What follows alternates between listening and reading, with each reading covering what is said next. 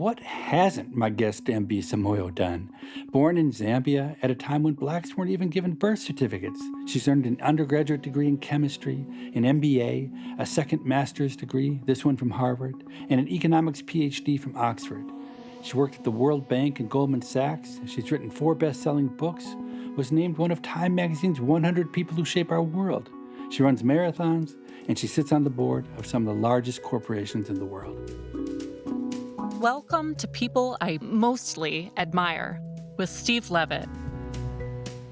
If you know me at all, you know I would never invite someone on this show just because she has a sparkling resume. What matters to me is that Dambisa has big, radical ideas.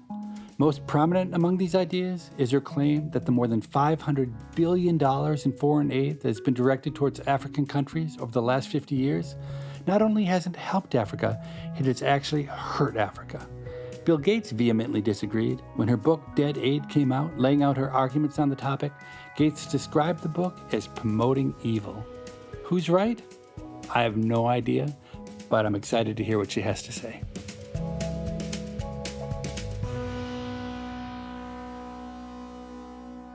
We are both economists, but very different kinds of economists. I study little things and you study big things. So I'm expecting you to teach me a whole lot today. Is that a deal? I will do my best. So let's start with Africa. You've been an outspoken critic of foreign aid to Africa. But before we dive into the specifics of your argument, I was hoping you could fill me in on some facts and understanding about how Africa has been doing economically. What's been going on? In the last 10 years, Africa hasn't really been decoupled from the broader constructs of the world. Trade growth has slowed. Capital flows have been challenged because of capital restrictions and controls for repatriating money. The advent of China across Africa, but obviously globally, China is today the largest foreign lender, trading partner, as well as the largest investor in many countries. And of course, Africa has been a beneficiary of that with warts and all of what that entails. Where we are today, the situation is precarious, to say the least. Although we have seen a number of COVID cases, Africa has, knock on wood, seen nowhere near the sort of devastation that one might have expected. And indeed, we're now seeing in India. There's a general impression, or at least my impression, that the economic performance overall, the growth rates in Africa, the incomes are extremely low, and that maybe surprisingly low given people's expectations over time. Is that an accurate statement? I know Africa's a big continent with a lot of diversity. Yeah. So listen, as economists, we love numbers. So let's put some numbers on this. In order to double per capita incomes in one generation, a generation being about 25 years, you need to be growing at 3% per year. And for countries that are at a lower economic base, we've seen that we need them to grow at an even faster pace, often around 7% a year. Before COVID hit in earnest in 2020, pretty much all the large economies in Africa were growing far below that 3%. So take South Africa as an example. It struggled post-financial crisis, was growing around 1 to 2%. There are 3 key drivers of growth: capital, labor, productivity. And in all these respects, Africa had relatively solid capital bases. In fact, before the COVID situation, they had debt, but it wasn't of any worrisome level. Their populations are skewed to the young, and these regions of the world have invested heavily in mathematics and science. And then productivity, really, this is about importing best practices in technology. Ability to leapfrog was really supposed to be an additional driver of success. But the truth is we've not seen the outperformance you'd expect from Africa or more generally from the emerging markets. So thinking about the longer term, if we go back to the 1970s or maybe the 1960s, places like Singapore, South Korea, Indonesia, Malaysia, they would have had incomes per capita that were similar to Africa. Lower even. Lower. China as well. And so they've been this huge success story. And there's really no country on the African continent that has been what you'd call an enormous economic success story. Is that a fair statement? Maybe save Botswana. I think Botswana tends to be put in the same camp as South Korea. They both received aid money. They're what they call aid graduates. But I think for the first point is that these tend to be relatively small countries. Singapore, if everyone could replicate what Singapore's done, we would. But a lot of these aspects and the success story around Singapore is one that is hard to scale. And also, in many respects, really reliant on what I'd call autocratic, non-democratic philosophies, which are hard to replicate more and more in a democratic world. China is still poorer on a per capita income basis than some African countries. But your broader point is correct, that there's clearly been a schism that emerged between other poor regions around the world versus the many countries in Africa. And I explain why I think that is the case in my first book, Dead Aid, which came out in 2009. And to my mind, it's really that you've had open-ended policies that have perpetuated an aid system which undermines the efficacy of your government. So if you think about places like South Korea, China, and Singapore, what they have on many African countries is that they have governments that are incredibly efficient at delivering on very lofty goals. And I like something that Mike Bloomberg would say about the most efficient government. These are governments that are data-driven, they're forward-leaning, they operate based on measured outcomes, and they're not corrupt. And I'm afraid to say, not all, but many African countries, they fall at those hurdles.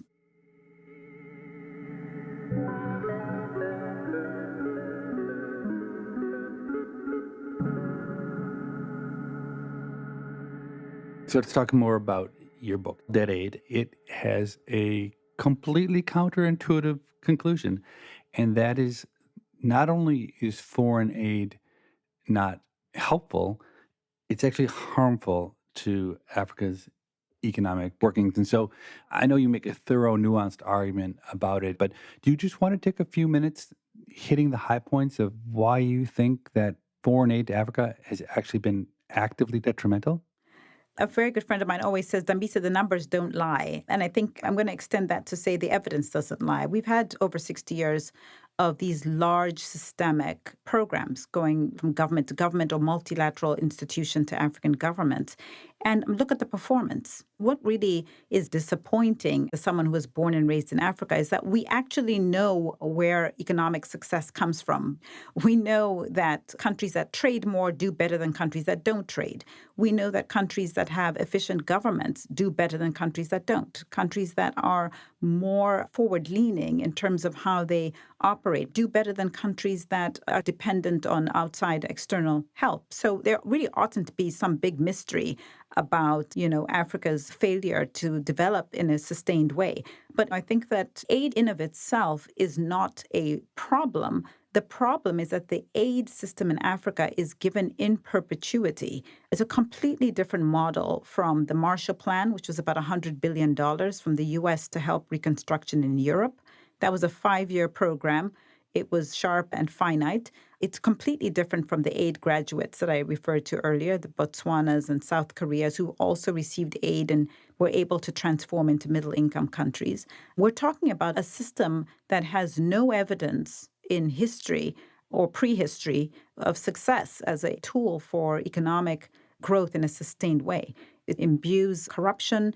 It creates factions. You end up undermining the political environment because very smartly, the local African governments court and cater foreign donors, and they don't really care about the local construct of what their people need because their ability to stay in political office is not determined by the local citizenry.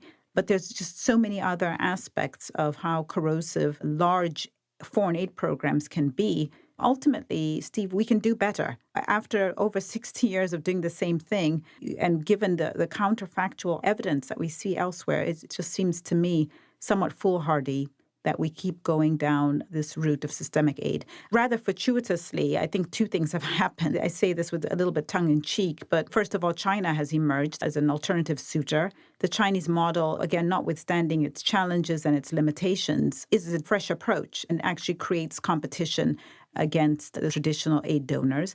And the other thing that's happened is that Western donors are pretty much running out of money. They have their own economic challenges. China is the largest foreign lender to the U.S. government. it is a point of irony that the U.S. government is essentially borrowing money from China in order to give aid to Africa. I'm being a bit flippant, but the sort of circular nature of how the world is functioning today and how back-footed Western economies are in terms of growth, technology, debt burden suggests to me that this is potentially an opportunity for Africa to reset and do better. Just really incredibly simplifying what you've said, the evidence suggests that Africa has done quite badly. We've been following the same model for 50 years. It hasn't improved things. And then there's government corruption, and you draw a causal link between the fact that the foreign aid actually encourages and fosters government corruption. Now, let me step back and talk more generally that on macroeconomic topics, it's often hard to establish causality. There's nothing like a randomized experiment or not even typically a good accidental experiment of the kind that I tend to analyze.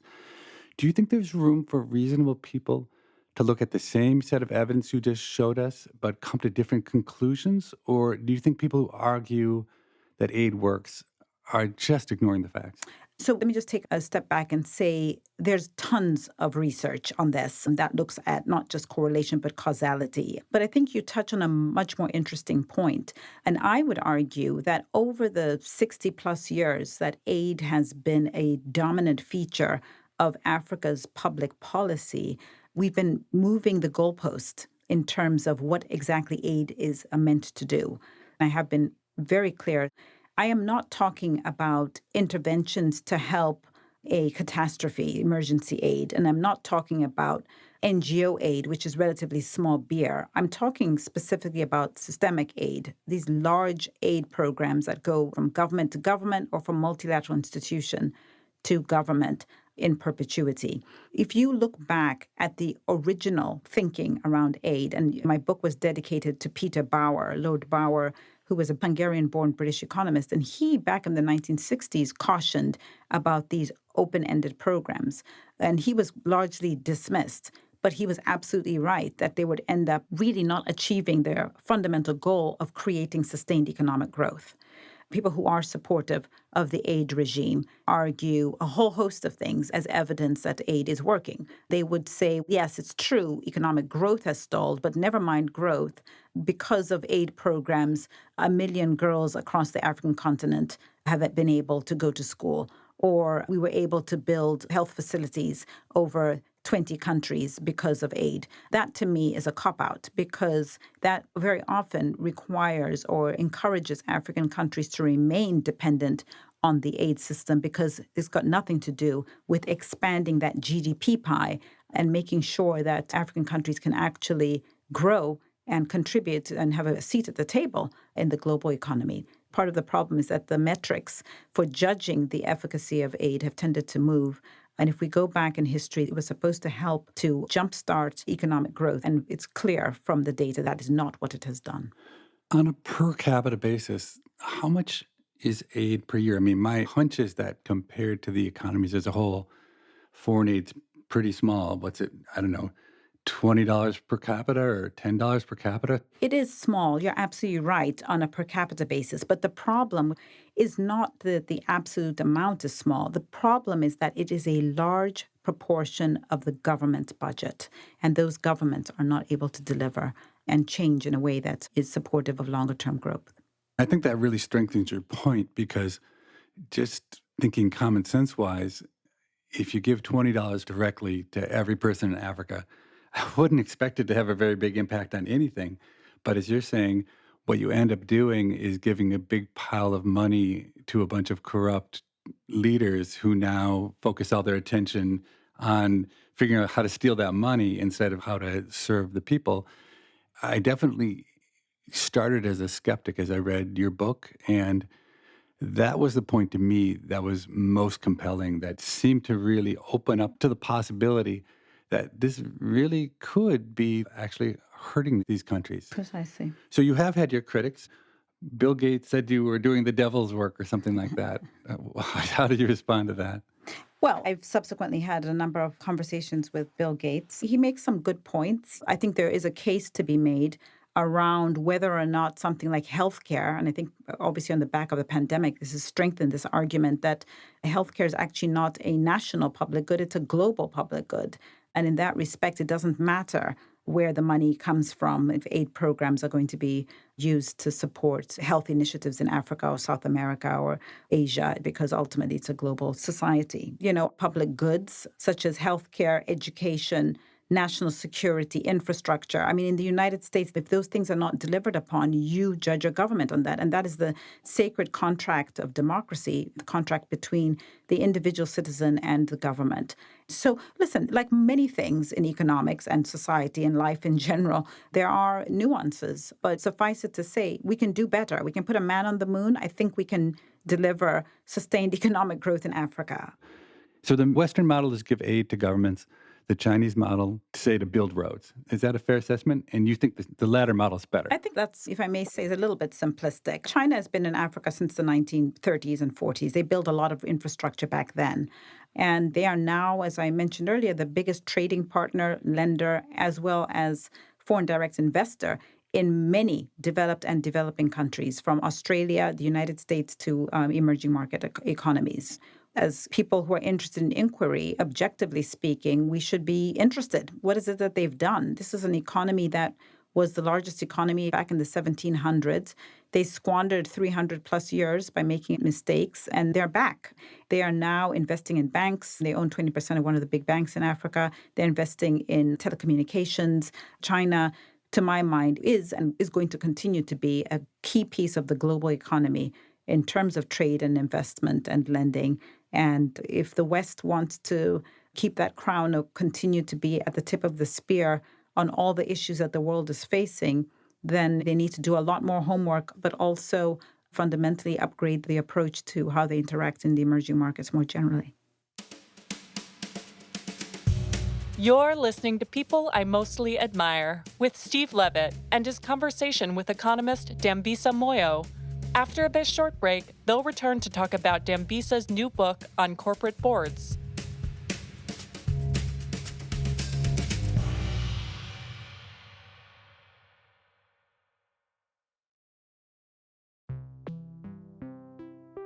So today's listener question comes from a gentleman named Gary.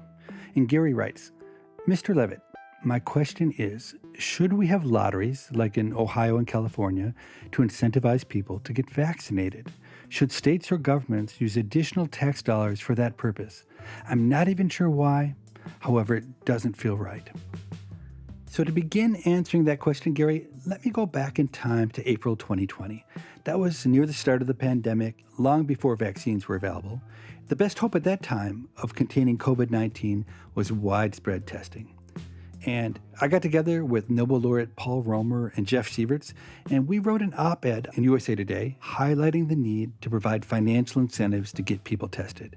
And one of our proposals, among many, was that we should enter people who are getting COVID tests into a lottery, which we called Pandamillions. But unfortunately, we couldn't sway public policy. Aggressive testing might have headed off the second, third, and fourth COVID waves in this country, saving hundreds of thousands of lives. But we didn't do it. Well, better late than never. With Ohio leading the charge in introducing a lottery to reward those who get vaccinated, and a growing number of states following that lead, we're now seeing the power of creative policies in battling COVID. And the early data suggests the lotteries are working. Since Ohio announced their lottery, vaccination rates are about 40% higher than would have been expected based on previous trends and what's going on in neighboring states. So what's my major criticism of the lotteries? The prizes are too small. The COVID pandemic has cost the U.S. federal government alone about $5.5 billion per day in lost revenue and extra expenditures. Who knows how many days of future lockdowns would be prevented if we quickly got to herd immunity, but I think the number might not be small.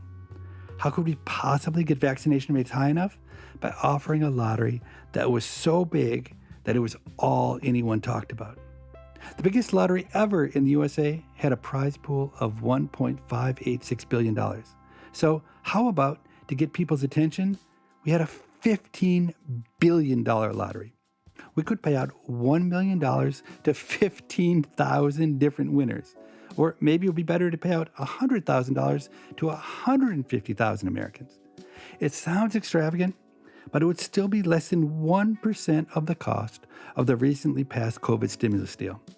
And every penny would go to the American public.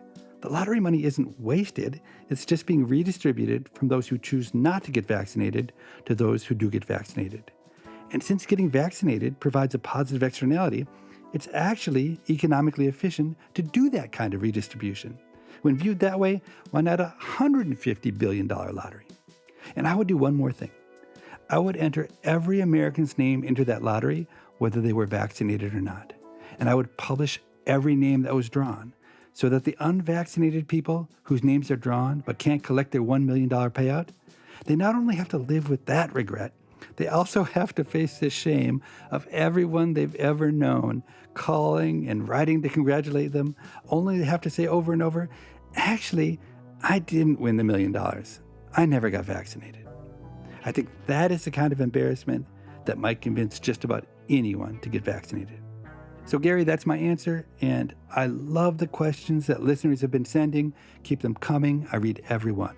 The email address is pima@freakonomics.com. That's Pima @freakonomics.com.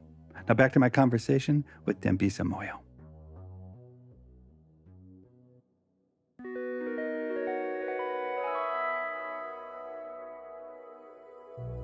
Halfway through my PhD program, my advisor, Jim Paterba, sat me down. He complimented me on the quantity of output I had produced, but he correctly noted that all my papers had little ideas.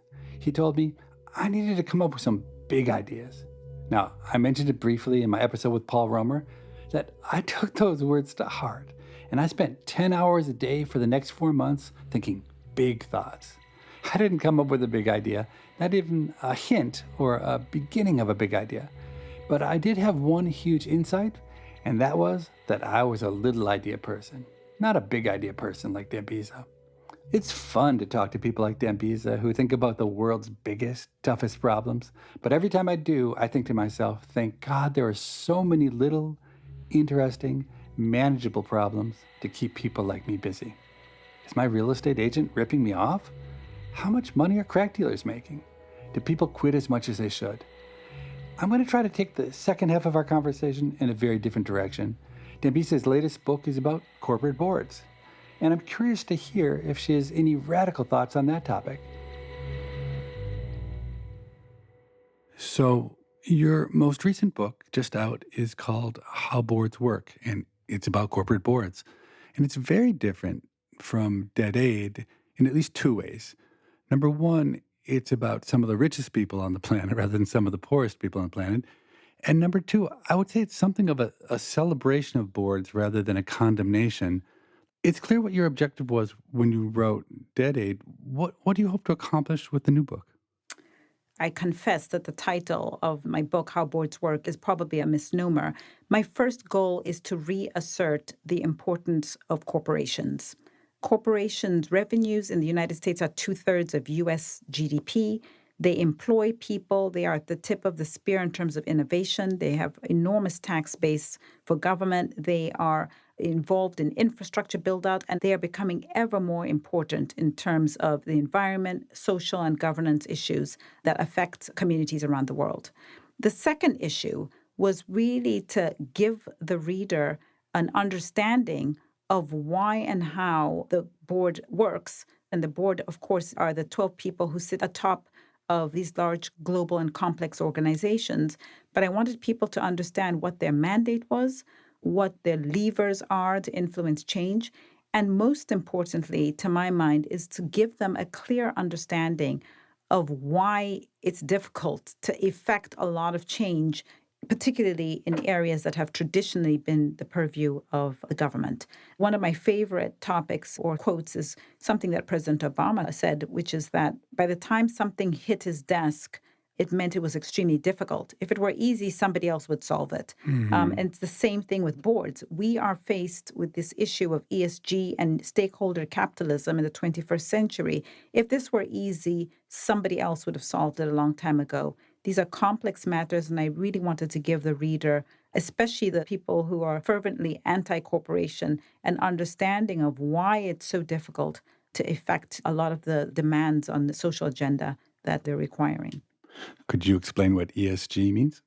Yes, it's the recent incarnation of corporate social responsibility. ESG stands for environmental, social, and governance. And there's about $45 trillion that has been earmarked towards ESG agenda. And this is essentially forcing or encouraging corporations to have a much clearer articulation of their corporate purpose. It is a move away from what Milton Friedman in 1970 talked about, which was this idea that for corporations, the most important stakeholder was the shareholder. And it's moving into a world where corporations are seen as much more important players in the realms of environment, social, and governance concerns. And so what do you think of that? I mean, the Friedman argument was, well, the corporations are there to make money, and the shareholders can do whatever they want with the money that's made. And it's up to them to decide whether they want to give that away or to spend it on themselves. But there definitely has been a radical shift away from that. And I guess one argument that Friedman would endorse would say, in a world in which it's profit maximizing to focus on being generous and charitable as a corporation, then that's what the corporation should do. But I think it's deeper than that. The thought that corporations have a moral obligation, which Friedman never would have endorsed. Yeah, it's funny. I think he's been somewhat unfairly categorized. I think he actually does delve into a broader sense in which corporations should be dynamic and ebb and flow based on where society is today. From my vantage point, two related things have happened. One, we've seen government take a back seat. Perhaps maybe another way of putting it is become less visionary in terms of addressing these seemingly intractable challenges that the world faces, whether it's inequality in healthcare and education and infrastructure, et cetera. And that has led to the second point, which is that the average citizen is saying, wait a second, if the government's not going to do this, who is going to do this? And has essentially drawn in the private sector as the harbinger of the future society. So I think that the question of the moral obligation is at the heart of all these issues, but it throws up so many landmines because ultimately corporations are not elected entities. Very often the strictures are around financial shareholder primacy. And so navigating this changing world and not falling afoul to the legal strictures and also trying to do that with the acknowledgement on what levers the board and corporations have is a very tricky job.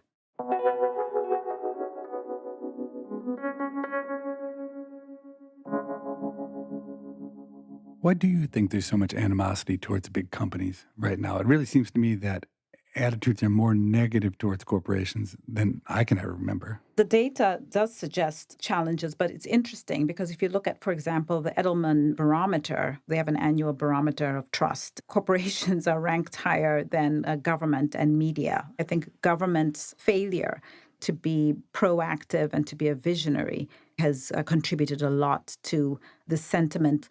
When I talk about visionary governments, I'm talking about the American government of the 1950s, 40s, 50s, involved in DARPA, involved in development of Silicon Valley, Manhattan Project. There was just a more aggressive and clear articulation of a future world that would be evolving. Statistics show that this generation of Americans, for the first time in the history of the country, is less educated than the preceding generation. This is not a winning hand. And so I think people were looking for somebody to solve these problems, and corporations have found themselves in that frame, but they traditionally have been ill-equipped to address these issues and are now trying to get ahead of it. Tech companies in particular are under attack. And it's surprising to me in some sense because for a long time they were really well liked because Google and Facebook, they don't charge you anything. They give you services for free. And I think now it's not enough that people are upset about data and privacy and whatnot. What, if anything, would you do if you were with Facebook or Twitter or Google to try to sway public opinion? It's not necessarily a Google or Facebook problem. I think corporations in general have to come up with more clarity in terms of what it is that they're doing.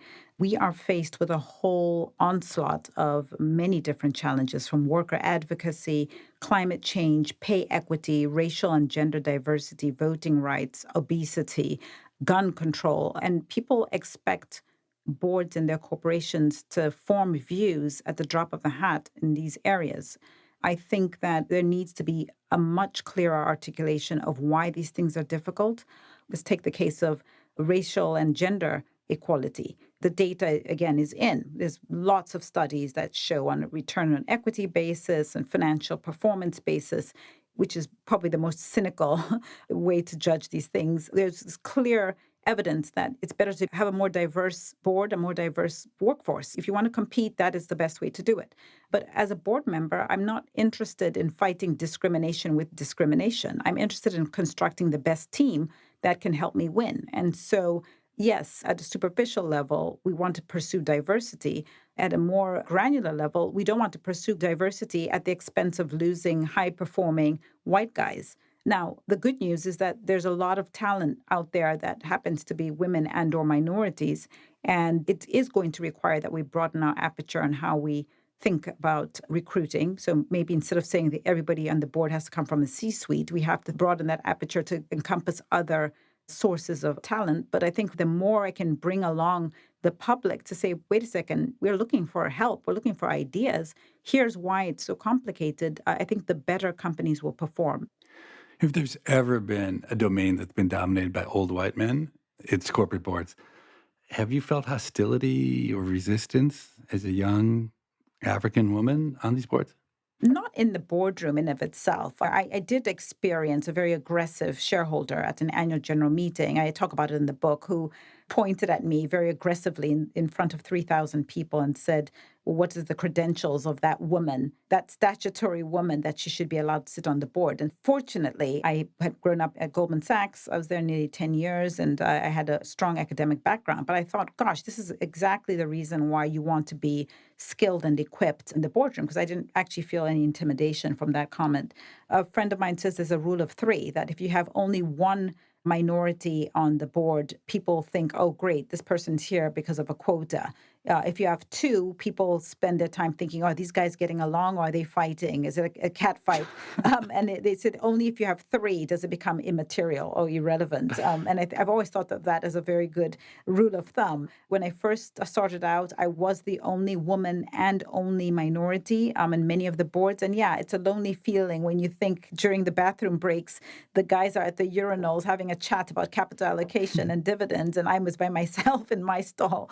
But that world has changed, thankfully, and in all the boards in which I serve, there are fortunately other women and other minority groups represented, which is exactly how it should be. That is a better reflection of our customers, our regulators, our communities, and the places where we send billions of goods and services across the globe every day.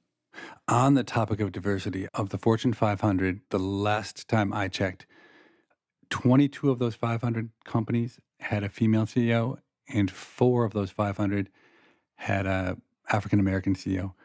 Even knowing that I expected the numbers to be low, the numbers were shocking to me. What's your take on that? What you're seeing is the outcome of decades, if not centuries, of underinvestment in those groups. It's as simple as that. Yes, I would like miraculously for it to be 50-50 women versus men in the C-suite or in the CEO seat. But is that realistic given the fact that women's suffrage happened 100 years ago and countries like Switzerland didn't even allow women to vote until 1971? I mean, McKinsey, the global consulting firm, has done a lot of work on the fact that by 2050, when Blacks and Latinos will be the majority here in the United States, the underinvestment in education could put the United States in a permanent recession. So forget about the past. Even as we live and breathe right now, we are underinvesting in future generations. So those numbers, you and I can hope against hope that they will change, but it doesn't look very good based on the underinvestment in the groups that are going to define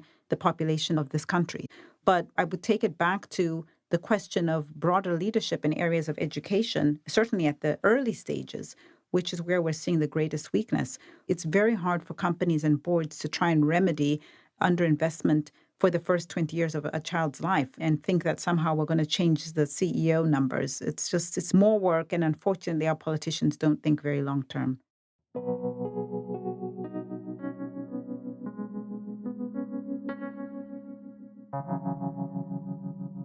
You were born into a time and a place, Zambia in the 1960s, the late 1960s, where racism was virulent. How did you overcome that?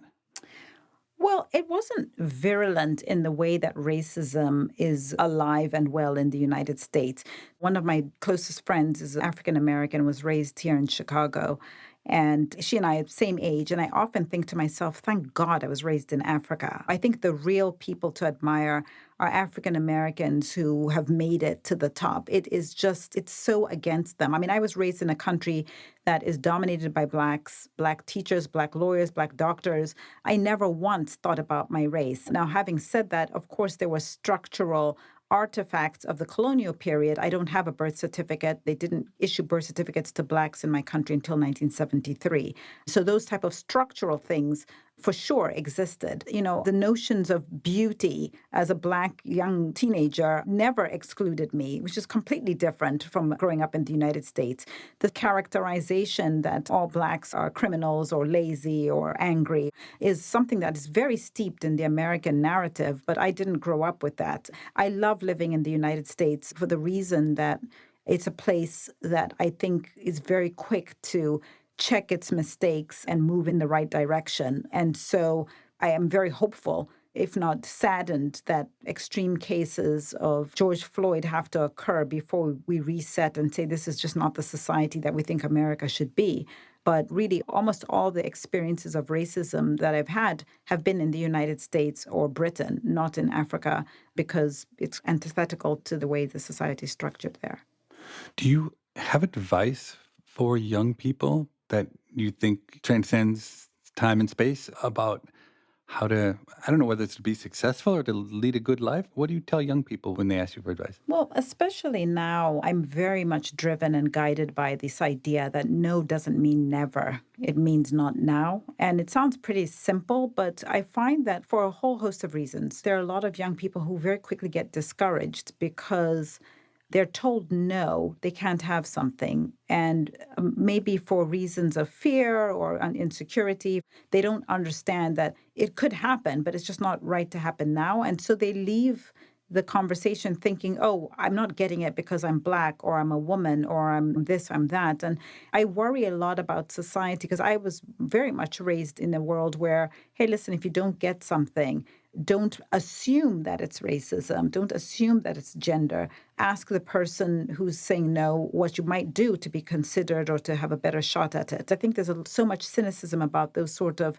dare I say it, conventional pieces of advice. And it's about, for me, agency and individual performance, recognizing that racism absolutely exists and somehow encouraging people that ultimately, if you have a good record of education and progress, that the world will come good, is what I believe.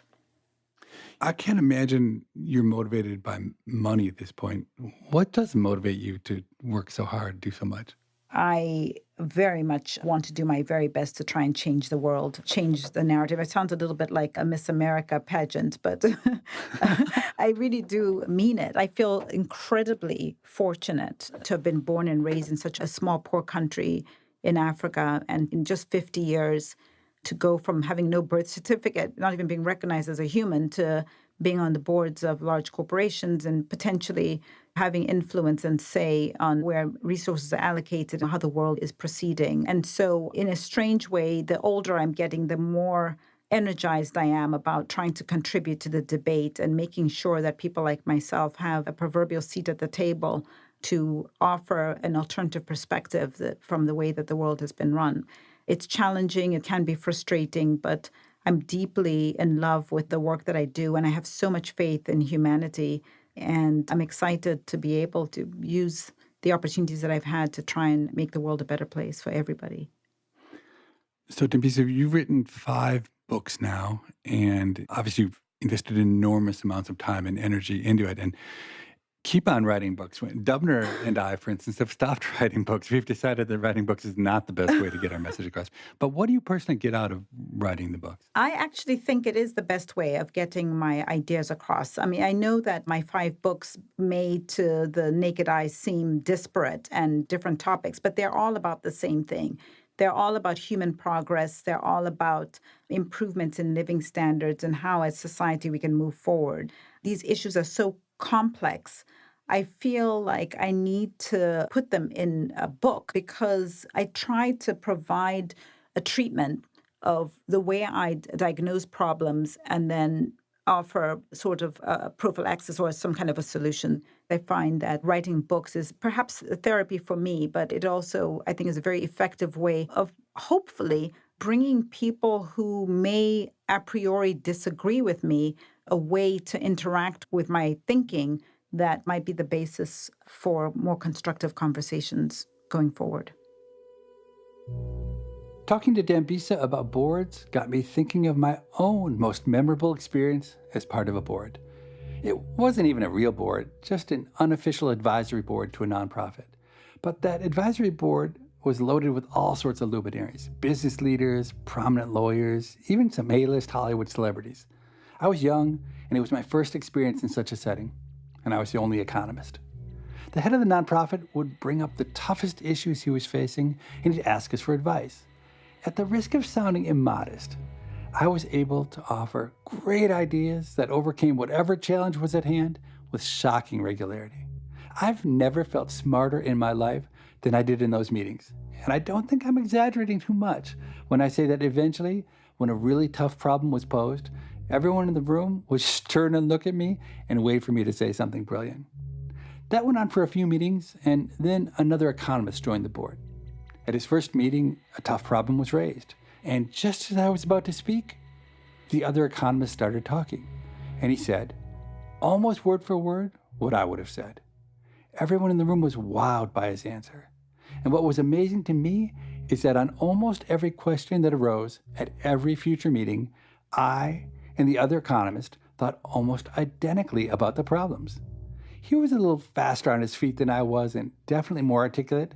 And as a consequence, I quickly settled into my new, reduced role on the board. As the other economist said something suitably brilliant, I would nod enthusiastically, and after he stopped talking, I would say that I agreed with everything he had said. I learned a really valuable lesson, one that I've seen play out across so many different settings since then. Economic thinking can be enormously powerful because economists think very differently than other people.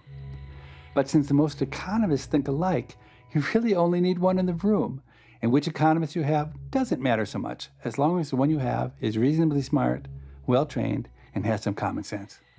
So here's a question for you. Is this also true in the discipline where you got your training? Do people in your field more or less think alike, but very differently than people who don't have that training? And if so, what do you think it is about the training that leads everyone in your field to think the same way? I'd be so interested in hearing your thoughts on this, so send me an email. The address is pima, P-I-M-A, @freakonomics.com. Thanks for listening. People I Mostly Admire is part of the Freakonomics Radio Network, which also includes Freakonomics Radio, No Stupid Questions, and Studio Breaks the Internet. This show is produced by Freakonomics Radio and Stitcher.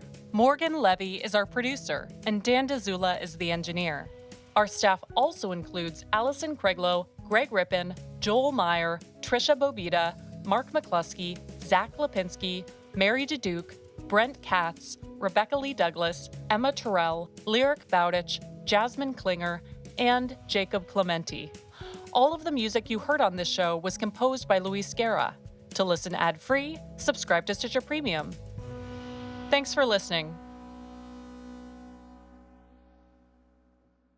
You speak in paragraphs. I don't know how you do it. I can't even put a sentence together. Well, thank you. In a world of 280 characters, I'm not sure it's a benefit, but I'll take it as a compliment.